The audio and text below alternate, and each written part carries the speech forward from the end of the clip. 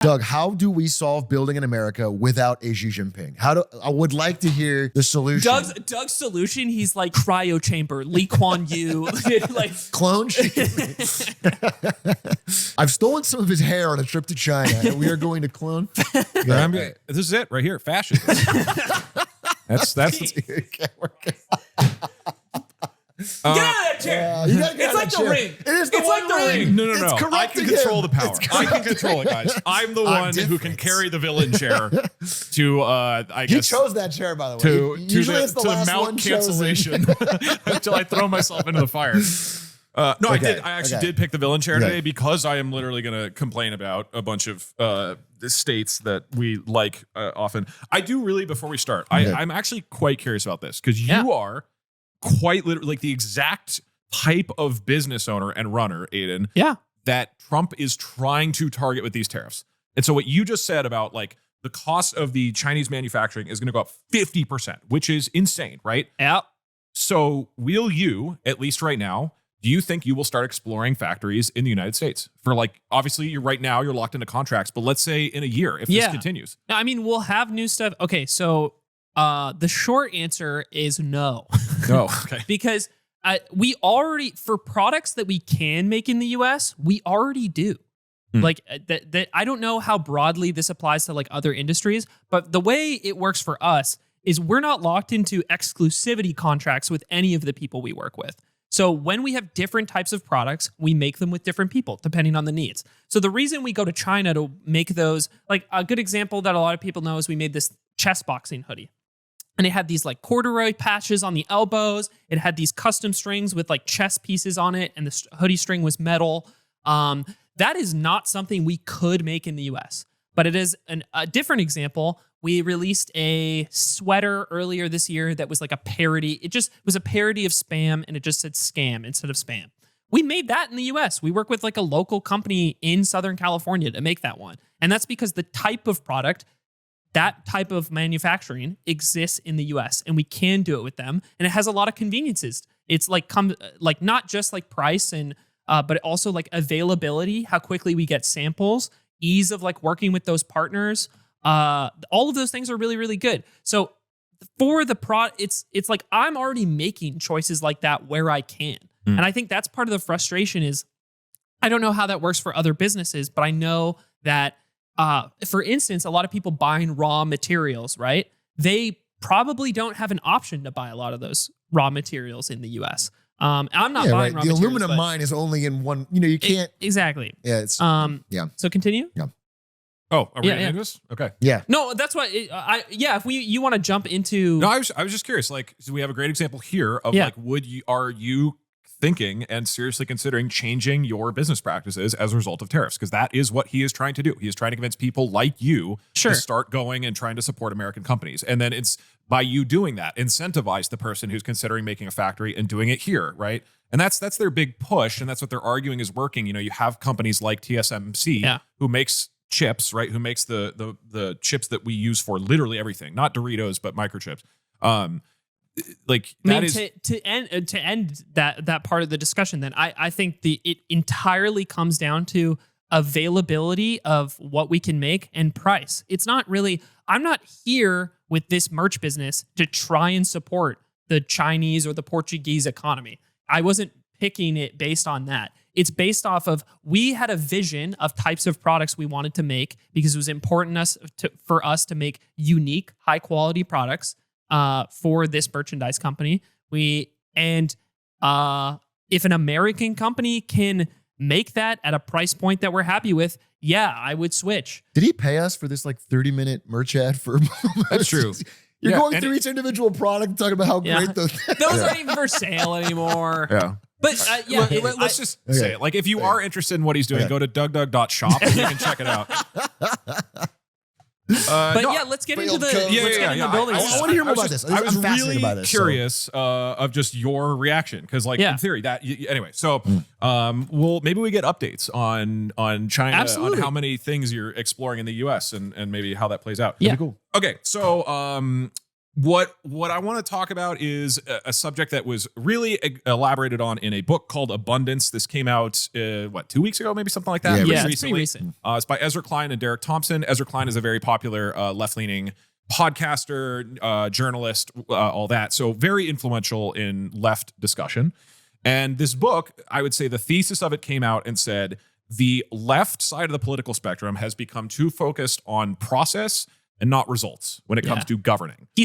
I would say the way I've been describing it to people is he's specifically critical of basically the democratic establishment within the US. Yes. He's over the past 50 years, how the Democrats in the US and the popular version of the American left, like whatever that has been behind the Democrats, has gotten bogged down in process.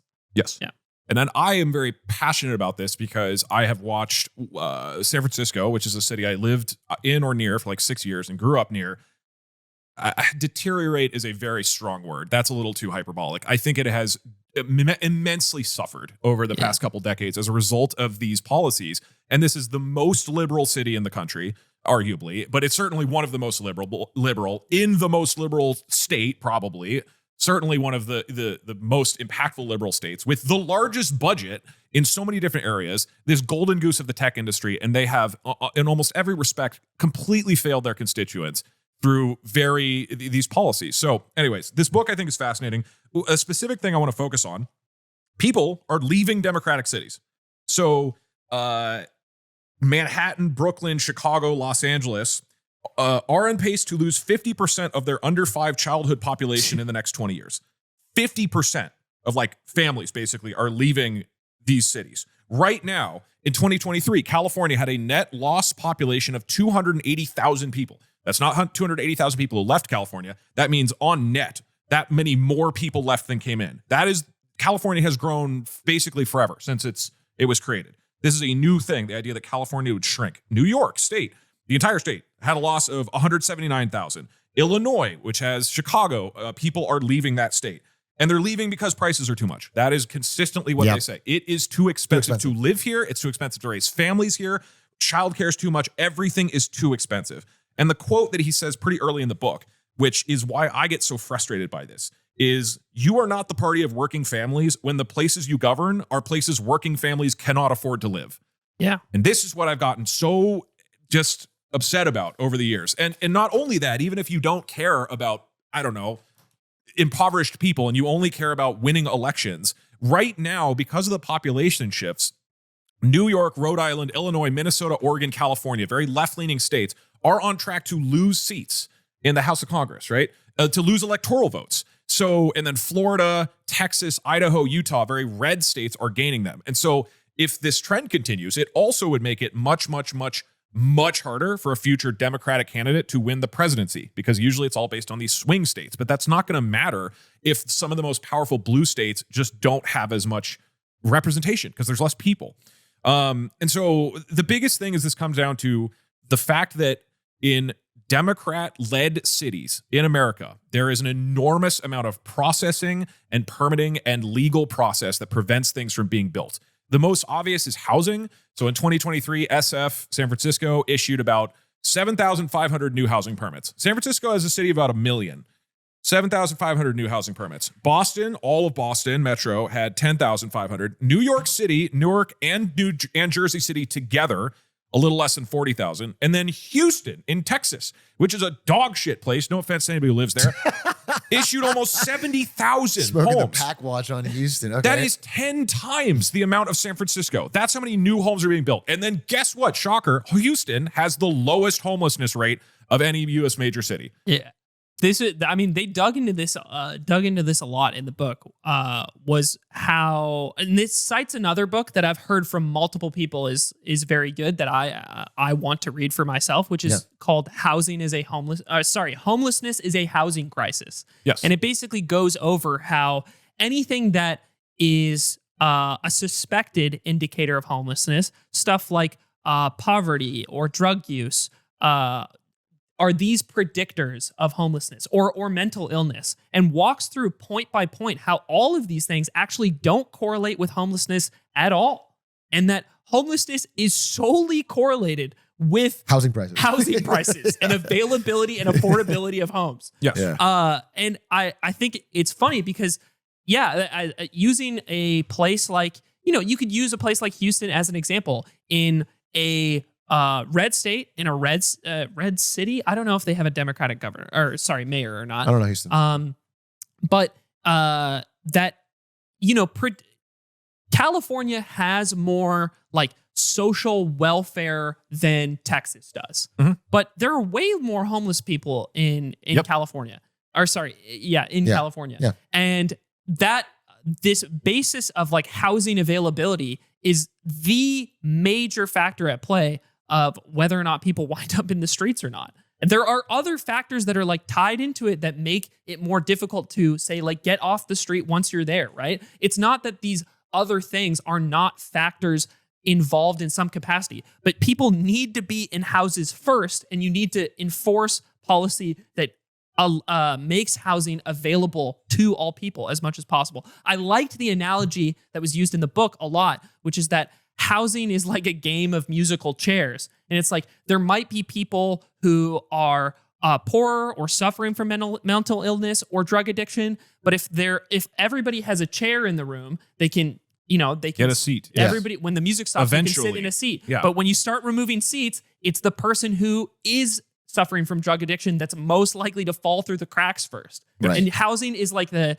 mean, this is kind of where the housing is a human right crowd is so right, in my opinion. It's like, and the way I think this is a big thing of how Finland basically solved homelessness in the country, which is, very different scale of country. I understand that. But Finland got rid of homelessness because they just made sure everybody has a home. And that is the way they handled it, right? Which is, I think at the root of like making housing widely available is that like making sure that people can build as much of it as possible. Yeah, you playing a clip? Yeah. Okay. Just some of the stats I thought looking into this of just San Francisco versus Houston is really interesting. San Francisco has about 1 million residents. Houston has over 2 million. So Houston has twice as many people by at least, right?